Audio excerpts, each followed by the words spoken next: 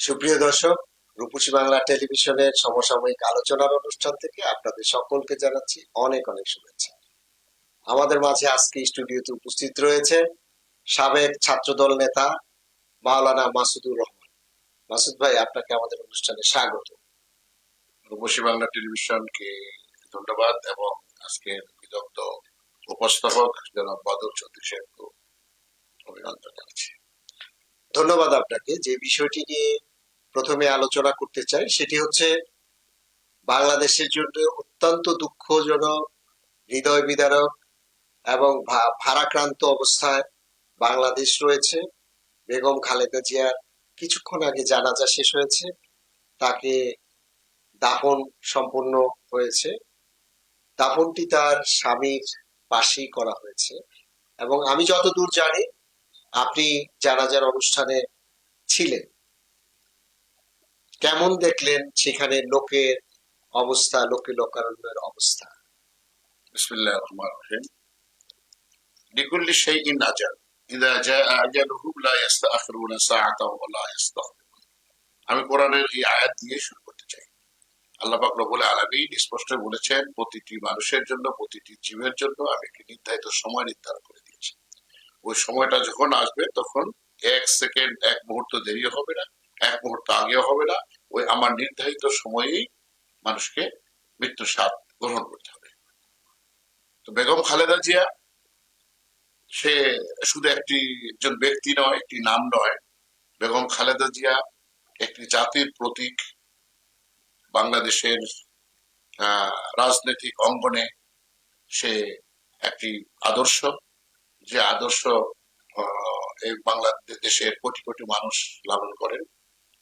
কারণ খালেদা জিয়ার একটা জিনিস যেটা আমরা দীর্ঘদিন লক্ষ্য করে দেখেছি, তার যে দেশপ্রেম এবং এই জাতির প্রতি তার যে ভালোবাসা ছিল, অকৃত্রিম যে ভালোবাসা ছিল, সে ভালোবাসা অতুলনীয় এবং তুলনাহীন এটা ছিল। কারণ বিগত দিনে আমরা দেখেছি যে এরশাদ সরকার এবং গত শেখ হাসিনা সরকার, সকল সরকার তাকে বহুবার চেষ্টা করেছে বাংলাদেশ থেকে বের করে তাকে সরিয়ে দেওয়ার জন্য। কিন্তু উনি এতটা দৃঢ় মনের সাথে উনি এটাকে প্রত্যাখ্যান করেছেন যে আমার জন্ম, আমার মৃত্যুটা এই বাংলাদেশেই হবে, সেটা যেভাবে হোক আমি সেটাই কামনা করি। কোন স্বৈরাচার বা কোন রাষ্ট্রপ্রধান যদি আমাকে জোর করে বের করে দিতে চায়, আর আমি সেখানে যে যাব না যতক্ষণ পর্যন্ত না আমার মৃত্যু না হয়। এটা ছিল ওনার একটা কমিটমেন্ট। এবং তিনি কিন্তু সবসময় বলেছেন যে দেশের বাইরে আমার কোনো ঠিকানা নেই। সেটাই বলছিলাম। সুতরাং ওনার এই কমিটমেন্টটা আল্লাহ পাক রব্বুল আলামিন এমন ভাবে কবুল করেছে যে ওনার কমিটমেন্ট অনুযায়ী আল্লাহ পাক রব্বুল আলামিন তার মৃত্যুটা দিয়েছেন।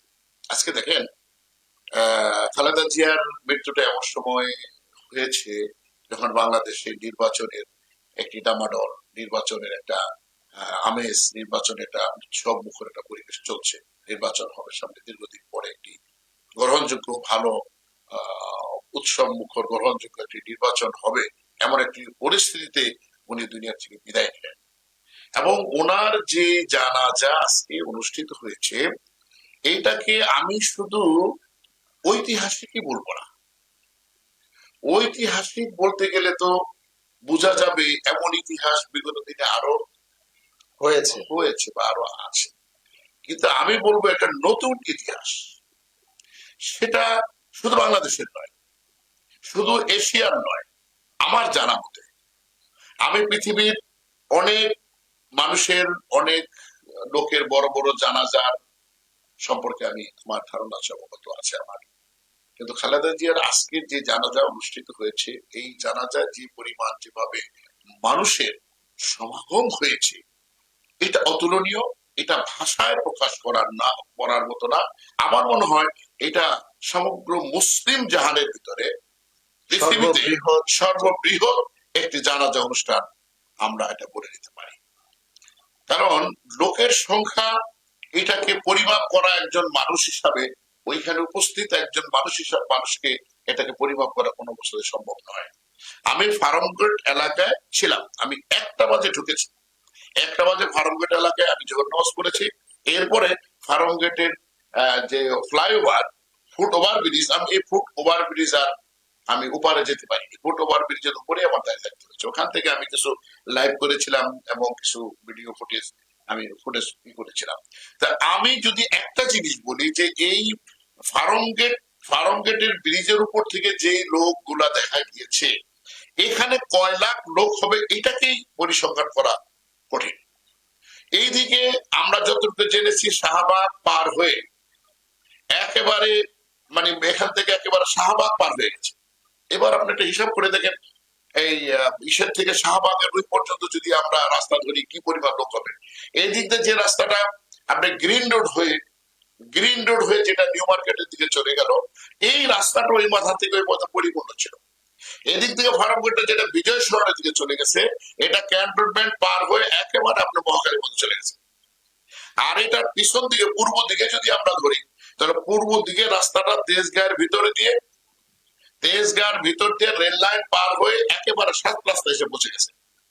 আমি আসার সময় রিক্সায় কিছু কয়েকজন রিক্সাওয়ালাকে জিজ্ঞেস করছি যে কি অবস্থা, কয় ভাই আমরা 7 রাস্তার ভিতরে আর ঢুকতে পারিনি। তার মানে লোক সে 7 রাস্তা পর্যন্ত চলে গেছে। আপনি যদি এই জায়গাটুকু হিসাব করি আমরা, তখন মিনিমাম 30 থেকে 40 হাজার লোক এখানে, 30 থেকে 40 লাখ লোক এখানে আছে, 20-30 লাখ লোক বা তার 30-40 লাখ লোক বা 50 লাখ লোক, মানে এই জায়গাটার ভিতরেই আমরা ধরে নিতে পারি। যদি আমি পশ্চিম দিকে যখন তাকিয়েছি তখন দেখে যে সেই মানিক বিয়ে পর্যন্ত পুরা লোকের কারণ এখানে সার এবং যে এলিভেটেড এক্সপ্রেস, এই এলিভেটেড এক্সপ্রেস ফার্মগেট দিয়ে যে এলিভেটেড এক্সপ্রেসটা যেটা নেমেছে, এই এলিভেটেড এক্সপ্রেস এর উপরও লোকারণ্য একেবারে প্যাকড হয়ে গেছে এলিভেটেড এক্সপ্রেসটাও। তাহলে আপনি হিসাব করেন, এরপরে সংসদ ভবন চত্বর, মানিক মিয়া এভিনিউ, ওদিক দিয়ে মানিক মিয়া মিরপুর, আগারগাঁ মিরপুর রোড, আগারগাঁ, ওইটা একেবারেই লোকারণ্য ছিল। 2 থেকে 2.5 ঘন্টা কোনো গাড়ি এদিক থেকে ঢুকতেও পারবে, বের হতে পারবে। এই হিসাব যদি আমরা করি, হয়তো 1-2 কোটি লোক, 2 কোটির মতো লোক হয়েছে বলে আমার একটা ধারণা। তো একটা মানুষের একটা জানাজায় এত লোক হওয়া, এটাকে কল্পনা করা যায়। সুতরাং আজকে মুসলিম বিশ্বের অন্য দ্বিতীয় কোনো ব্যক্তির যারা যেমন কোটি কোটি 2-1 কোটি লোক উপস্থিত হয়েছে, এটার নজির নেই। সেই দৃষ্টিকোণ থেকে আমি মনে করি সারা পৃথিবীতে সবচেয়ে বড় জানাজা এবং সারা পৃথিবীর সবচেয়ে মানে বৃহৎ উপস্থিতির একটা জানাজা হিসাবে আমি মনে করি। সুতরাং এই যে মানুষের অকৃত্রিম ভালোবাসা, মানুষ যে তার প্রতি যে ভালোবাসা ছিল, এখানে কোনো দলীয় বিষয় নাই। আমি অনেক লোক আমার সাথে জানাজা আদায় করে বেরিয়ে আসে, অনেকের সাথে কথা হয়েছে, অনেক বলছে আমরা যে বিএনপি কে ভোট দেবে এমন না, কিন্তু আমরা খালেদা জিয়াকে ভালোবাসি, এই জন্য জানাজা করতে আসছি। ভোট কাকে দেবে সেটা পরে কথা। আমি অনেকের সাথে আলাপও করেছি বিষয়টা নিয়ে, এই কথা নিয়ে। আমি ঠিক ওই রকম, আমিও এইরকম মানে 2-1 জনের কাছ থেকে শুনতে পেয়েছি বা জানতে পেরেছি যে বিভিন্ন রাজনৈতিক দলের, সেটা আওয়ামী লীগ যারা করে বা তাদেরকে পছন্দ করে, সেই ধরনের লোকরাও কিন্তু জানা যাও। হ্যাঁ, আমি যেটা বললাম যে অনেকের সাথে আমি আস্তে হাঁটতে হাঁটতে কথা বলেছি, আমরা একসাথে কয়েকজন ছিলাম, যে বলেছে আমি যে বিএনপি কে ভোট দেবো এমন তো কথা না, কিন্তু আমি জানা যাচ্ছি কেন, আমি খালেদা জিয়াকে ভালোবাসি, খালেদার নীতিকে ভালোবাসি, আদর্শকে ভালোবাসি, তার যেই দেশপ্রেমের মনোভাব ছিল এটাকে আমরা ভালোবাসির জন্য আসছি। কারণ হলো যে খালেদা জিয়া একটা, তার যে দৃঢ় মনোবল যে আমি দেশ থেকে বাইরে যাব না। আমরা দেখেছি বিগত দিনে কোন সরকার তাকে দেশ থেকে বাইরে নিতে পারেনি, কোনো অবস্থা। বিশেষ করে আপনার 2007 সালে যে তত্ত্বাবধায়ক সরকার ছিল, সেই সরকার প্রচুর পরিমাণে 111 তো সরকার তো তাকে প্রচুর চাপ দিয়েছে। তারপরে এরশাদও তাকে চাপ দিয়েছিল, তখন শেখ হাসিনা তখন বাইরে চলে গেলেন, কিন্তু খালেদা জিয়া যান নাই। এরপরে শেখ হাসিনা তো দীর্ঘদিন বহু চেষ্টা করেছে, যখন বাইরে চিকিৎসা করে আসুক, বাইরে চিকিৎসা করে সে সুযোগ দেওয়া হবে, এই জন্য তাকে প্যারোলে তাকে মুক্তি দেওয়া হলো, তাকে জামিন দেওয়া হলো। তার ইচ্ছা ছিল সে অন্তত বাইরে যাক, বাইরে যাওয়ার পর আসতে পারবে কি পারবে না সেটা পরের কথা, এমন একটা চিন্তা চেতনা সরকারের ভিতরে ছিল। কিন্তু তার একটা কথাই ছিল, আমি বাংলাদেশের থেকে চিকিৎসা নিব, বাঙালিদের চিকিৎসায় আমি বাঁচতে চেষ্টা করব, এই চিকিৎসা নিয়ে যেমন মরতে হয় বাংলাদেশে মরবো। আল্লাহ পাক রব্বুল আলামিন তাকে বাংলাদেশেই মৃত্যুবরণ করালেন এবং তার আকাঙ্ক্ষিত তার সেই রাষ্ট্রপতি জিয়াউর রহমান তার স্বামীর পাশেই সে দাপন হলো। এইটাও একটি ঐতিহাসিক একটা ঘটনা। আরেকটি বিষয় সেটি হচ্ছে যে বেগম খালেদা জিয়া দীর্ঘ রাজনৈতিক এবং রাষ্ট্র পরিচালনার যে বর্ণাঢ্য তার জীবন রয়েছে, এই জীবন সম্পর্কে মানে আপনি তো যেহেতু ছাত্রদল করেছেন, যেহেতু কাছে থেকে দেখার সুযোগ রয়েছে বা দেখেছেন, সেই আলোকে আপনার দৃষ্টিভঙ্গিতে বেগম খালেদা জিয়াকে কিভাবে মূল্যায়ন করবেন? দেখেন, একজন মানুষ যখন রাষ্ট্রের ক্ষমতায় গিয়ে সর্বোচ্চ পদে যায়, তখন তার চলাফেরার প্রতি একটি নিয়মতান্ত্রিক একটা সিকিউরিটি বা একটা রেস্ট্রিকশন চলে আসে। এটা শুধু খালেদা জিয়া, শেখ হাসিনা আর ইউনূস সাহেব না। ইউনূস সাহেব তো ছিলেন একেবারে জনগণের মানুষ, অথচ তার বেলাও ঠিক এমনটি ঘটেছে। তো খালেদা জিয়াকে আমি, যখন নাকি খালেদা জিয়া রাষ্ট্র ক্ষমতায় ছিল না 86 সালে এরশাদের আমার এরশাদ বিরোধী আন্দোলনে যখন আন্দোলন করি, তখন আমি নারায়ণগঞ্জ কলেজের ভিপি ছিলাম, এবং নারায়ণগঞ্জ শহর শাখা, তখন এর আগে ছিল নারায়ণগঞ্জ পৌরসভা, পরবর্তী এটাকে রাজনৈতিক হিসাবে নারায়ণগঞ্জ সিটি শাখা হিসাবে এটাকে ঘোষণা করে। তখন ছাত্র দলের সভাপতি হিসাবে প্রথম আহ্বায়ক হিসাবে, ছাত্র দলের আহ্বায়ক হিসাবে, সিটি আহ্বায়ক হিসাবে ছিলাম, এবং নারায়ণগঞ্জ কলেজের ভিপি ছিলাম 86 সালে আমি জাতীয় ছাত্র দলের। ঠিক তখন আমাদের এই ছাত্র দলের যিনি নাকি নারায়ণগঞ্জ শহর শাখার যুগ্ম আহ্বায়ক ছিলেন বোরহান, এই বোরহান বাউরাইল, ওর বাড়ি হলো বাউরাইলে, ও একটি মর্মান্তিক বোমা হামলায় সে মারা যায়। তো বোমা হামলা মারা যাওয়ার পর ওনার পরিবারকে সান্ত্বনা দেওয়ার জন্য খালেদা জিয়া নারায়ণগঞ্জ আসেন।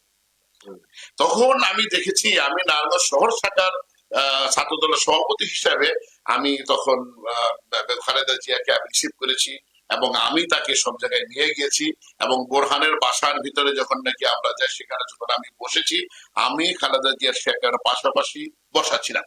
এবং ওই পরের দিন ইনকিলাবে যে নিউজটা হয়েছে, ওই নিউজের ভিতরে আমি এবং খালেদা জিয়ার পাশে বসা ওই ছবিটাই তারপরে দিন ইনকিলাবে প্রকাশ হয়েছিল, এবং এটা নিয়ে বেশ আলোচিত হয়েছিল।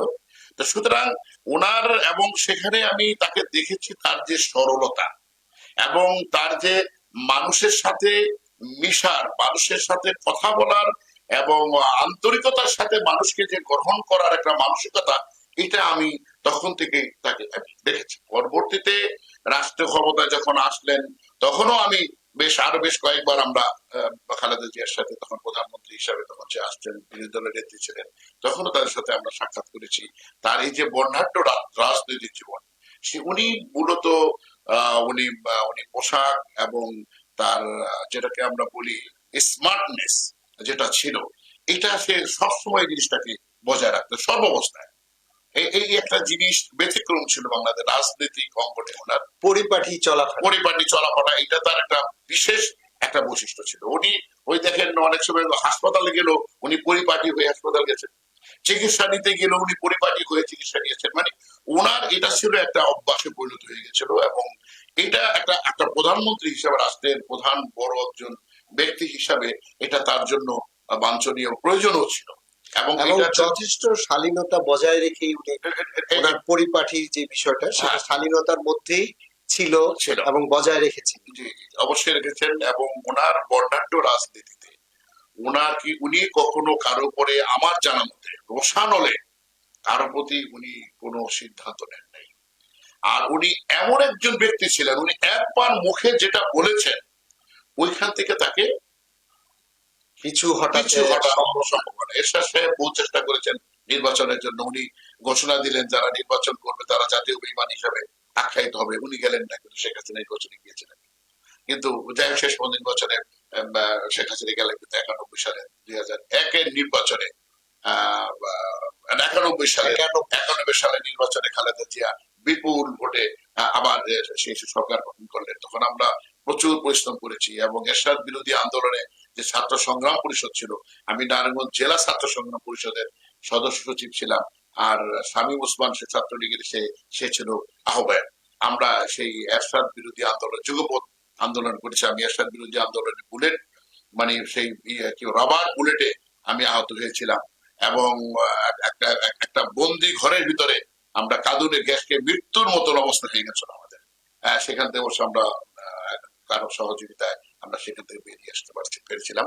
সুতরাং তার বর্ণাঢ্য রাজনৈতিক জীবন আলোচনা করতে গেলে এটা আসলে ক্ষুদ্র পরিসরে সম্ভব নয়। তবে এতটুকুই আমি বলবো যে ওনার একটা জিনিসকে যদি আমি চিন্তা করি, সেটা হলো ওনার একটার পর একটা 96 সাল থেকে শুরু করে, মানে এরশাদ এরশাদ যখন ক্ষমতায় আসলো তারপর থেকে শুরু করে যদি আমরা দেখি একটার পর একটা আঘাত, একটার পর একটা আঘাত, কিন্তু কোনো আঘাতে সে ভেঙে পড়েন নাই।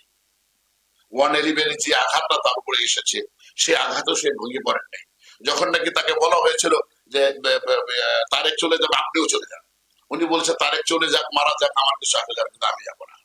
এই যে তার একটা দৃঢ়তা, এইটাই তার রাজনৈতিক ক্যারিয়ারের জন্য যদি আমরা এই ইতিহাসটা দেখি তাহলে যথেষ্ট। এর বেশি একজন মানুষের রাজনৈতিক গুরুত্ব, রাজনৈতিক ক্যারিয়ার বা রাজনৈতিক স্থায়িত্ব, একটা রাজনৈতিক দলকে পরিচালনা বা রাষ্ট্র পরিচালনার যে দৃঢ় মনের বড় প্রয়োজন, এটা এতটুকু যথেষ্ট। তিনি তো বহুবার জেল খেটেছেন। হ্যাঁ। এবং বহুবার সে এই জেলে জেল খাটার পাশাপাশি তিনি এই যে বিভিন্ন ককটেল, সাউন্ড গ্রেড, সেগুলির মধ্যেও পড়েছেন এবং ওনার পায়ে আঘাতও হয়েছে, আঘাতপ্রাপ্ত হয়েছে। কথা তো ওই জায়গাটাই যে উনি যত কিছু হয়েছে, ওনার একটা কথাই, আমি দেশ ছাড়বো, আমি দেশে থাকবো, দেশের মানুষের সাথে আমি থাকবো, দেশের মানুষের সাথে আমি মারা যাবো, দেশের মানুষ আমাকে কবর দেবে। আজকে দেখেন একটা জিনিস খেয়াল করে দেখেন, আজকে যদি খালেদা জিয়া আজ থেকে 2 বছর 1.5 বছর আগে বা 2 বছর আগে যদি সে মারা যেতেন, তাহলে তার অবস্থা কি হতো? তার জানাজা হয়তো গোপনে অল্প কিছু লোকজনের একটা একটা সমাবেশে কোথাও হয়তো যে কোনো একটা জায়গার ভিতরে তাকে খবর দেওয়া হতো। কিন্তু আজকে তার সে রাজকীয় সে সম্বর্ধনার মাধ্যমে তার সমাধি হয়েছে, তাই খবর দেওয়া হয়েছে, তার জানাজা হয়েছে। এটা কিন্তু তার পাওনা পাওনা ছিল তার। এই জিনিসটা 2 বছর আগে হলেও সে হয়তো এটা পেত না এইভাবে, কিন্তু আল্লাহ পাক রব্বুল আলামিন তাকে এইভাবে এমন সময় নিয়ে আসছে যখন তার ছেলেও তার সাথে তার সান্নিধ্য পেয়েছে। আজ থেকে 2 বছর আগে হলে হয়তো তার ছেলে সে সান্নিধ্য পেত না, তার ছেলে হয়তো আসতে পারতো না। সে সন্তানহীন ভাবেই, সন্তানের সেই ছোঁয়া ছাড়া, সন্তানের সেই ভালোবাসার সিক্ত না হয়েই হয়তো তার কবরে যেতে হতো। কিন্তু আল্লাহ পাক রব্বুল আলামিন তার সন্তানের পুরো পরিবারের ভালোবাসা সিক্ত করেই তাকে নিয়েছে। এই জন্য আমি একটা কথা ফেসবুকে বলেছি, সন্তান হারিয়েছে তার মা, কিন্তু জাতি হারিয়েছে তার স্পন্দন। জাতি যেন স্পন্দন হারিয়ে ফেলেছে আজকে। যে চেতনাটা ছিল খালেদা জিয়া, মানে খালেদা জিয়া আছে, এই যে একটি চেতনা ছিল যে রাষ্ট্রের ভিতরে একজন লোক আছে, হয়তো একসময় প্রতিবাদ করবে, একসময় সে ক্ষমতায় আসবে, এই যে একটা আতঙ্ক বিগত দিনে সরকারের ভিতরে ছিল, এটা ছিল জাতীয় একটা স্পন্দন। সেই স্পন্দনটা হয়তো আজকে বন্ধ হয়ে গেল। খালেদা জিয়ার এই যে মানে রাজনৈতিক এবং রাষ্ট্র পরিচালনায় যে কর্মসূচিগুলো রয়েছে বা পালন করেছে, বা তার যে ইচ্ছাগুলো রয়েছে, পরবর্তী বিএনপি সরকার গঠন করলে সেই কর্মকাণ্ড বা কর্মসূচিগুলি পালন করবে বলে আপনি মনে করছেন? দেখুন, মানুষ যদি পিছনের ইতিহাসকে ভুলে যায় আর পিছন থেকে যদি সে শিক্ষা না নেয়, তাহলে সে হোঁচট খাবে, সে সেখানে টিকে থাকতে পারবে না। বিএনপি একটা আদর্শের উপরে প্রতিষ্ঠিত, সেটা জিয়াউর রহমানের এবং খালেদা জিয়ার। এখন বর্তমান বিএনপি যদি সে আদর্শ থেকে বিচ্যুত হয়ে যায়, তাহলে তারাও হোঁচট খাবে এবং তারাও বঞ্চিত হবে। যেমন ধরেন, খালেদা জিয়া এবং জিয়াউর রহমান এই দুজনই নিষ্কলুষ একজন মানুষ ছিলেন, নিরহংকার মানুষ ছিলেন, তারা নির্লোভ মানুষ ছিলেন, এটা প্রমাণ হয়েছে। খালেদা জিয়ার কোনো ব্যাংক অ্যাকাউন্ট নেই, খালেদা জিয়ার কোনো ক্যাশ ক্যাপিটাল নেই, টাকা আমার সম্পদ নেই, বাংলাদেশে কোথাও নেই। জিয়াউর রহমানের ছিল না। এমন ভাবে বাংলাদেশের যতজন প্রেসিডেন্ট এবং প্রধানমন্ত্রী হয়েছেন কারোই নাই, ধরে নেন। এখন যদি এই জায়গা থেকে, এই আদর্শ থেকে যদি বিএনপি সরে গিয়ে চাঁদাবাজিতে বাধ্য হয়ে যায়, অর্থ কামানোর জন্য যদি মানে লেগে যায়, যদি লুটেরা হয়ে যায়, যদি আবার সে অর্থ আত্মসাৎকারী হয়ে যায় বিগত সরকারের মতন, তাহলে তাদেরকে রাষ্ট্র পরিচালনার থেকে আল্লাহ পাক রব্বুল আলামিন ওই বিগত সরকার যেভাবে লাঞ্ছিত অপমানিত হয়ে বিদায় হয়েছে, তার চেয়ে বেশি হবে। কারণ তাদের আদর্শ থেকে যখন মানুষ বিচ্যুত হয়ে যায় তখন তাকে আর আল্লাহ পাক রব্বুল আলামিন সেখানে থাকে না। নিশ্চয়ই আমরা আশা করব যে সেই রকম কিছু হবে না। বেগম খালেদা জিয়া যেভাবে দেশ পরিচালনা করতে চেয়েছেন, তার যে কর্মসূচি ছিল সেই কর্মসূচিগুলো বিএনপি এগিয়ে নিয়ে যাবে, এটা আমরা প্রত্যাশা আমরা এটাই আশা করি, এবং আমরা এটাও আশা করি যে বিএনপি তার সেই আশায়, সেই মানে আদর্শ এবং সেই নীতিরূপে পরিচালিত হোক, এবং ভবিষ্যতে যাতে করে তারা আরো আদর্শ, আরো সুন্দর রাষ্ট্র গঠন করতে পারে, জাতিকে আরো সুন্দর ভালো কিছু উপহার দিতে পারে, এইটাই আমরা আশা করবো। আর আমাদের এটাই শিক্ষা দেওয়া উচিত যে আমরা তো ক্ষণস্থায়ীর জন্য দুনিয়াতে আসছি, আমরা তো চলেই যাব। এখন আমরা যাওয়ার সময় যদি খালেদা জিয়ার মতন আমরা কীর্তি রেখে যাই, খালেদা জিয়ার মতন যদি আমরা এরকম সুনাম ধরে রাখতে পারি, তাহলে আগামী 50 বছর 100 বছর খালেদা জিয়ার যেরকম এদেশের মানুষের কাছে জীবিত থাকবে, ভবিষ্যতে যদি তারা সেরকম হয়, তারাও আরো 50 বছর 100 বছর তারাও মানুষের মনের ভিতরে, হৃদয়ের ভিতরে এরকম ভাবে জুড়ে থাকতে পারবে। আমি আজকে বেগম খালেদা জিয়ার অনেক আগের একটি ভিডিও দেখলাম, সেখানে তিনি বলছেন, বক্তব্যে তুলে ধরছেন যে এই দেশে সকল রাজনৈতিক দল থাকবে, সকল রাজনৈতিক দলের লোকজনের সাথে সকলের সাথে ভালো সম্পর্ক থাকবে, সঠিক। এমনকি আত্মীয়তা হতে পারে, পারিবারিক সম্পর্ক হতে পারে এবং নানাবিধ সম্পর্ক হতে পারে, কিন্তু আমরা যাতে সবাই মিলেমিশে ঐক্যবদ্ধভাবে এই দেশকে দেশকে এগিয়ে নিয়ে যেতে পারি। আপনি দেখেন এই যে কথাটা, আপনি ইন্ডিয়ার দিকে দেখেন, ইন্ডিয়ার সরকারি দল বিরোধী দল যত কিছু হোক, রাষ্ট্রের স্বার্থের ব্যাপারে তারা কিন্তু এক, তাদের ভিতরে তো কোনো বিভেদ থাকে না। তা আমাদেরও সরকার এবং বিরোধী দল যে যেভাবে থাকুক না কেন, জনগণের স্বার্থে, দেশের স্বার্থে সকলকে এক প্ল্যাটফর্মে থাকা দরকার, সকলকে একই নীতি অবলম্বন করা দরকার, সকলকে রাষ্ট্র এবং জনগণের স্বার্থে কাজ করা দরকার। ধন্যবাদ আপনাকে আমাদের অনুষ্ঠানে কষ্ট করে আসার জন্য। আপনাকে ধন্যবাদ, রূপসী বাংলা টিভিকে ধন্যবাদ। সুপ্রিয় দর্শক, এই অনুষ্ঠানটি যারা দেখছেন তাদের সকলকে ধন্যবাদ জানিয়ে এখানে শেষ করছি। আল্লাহ হাফিজ।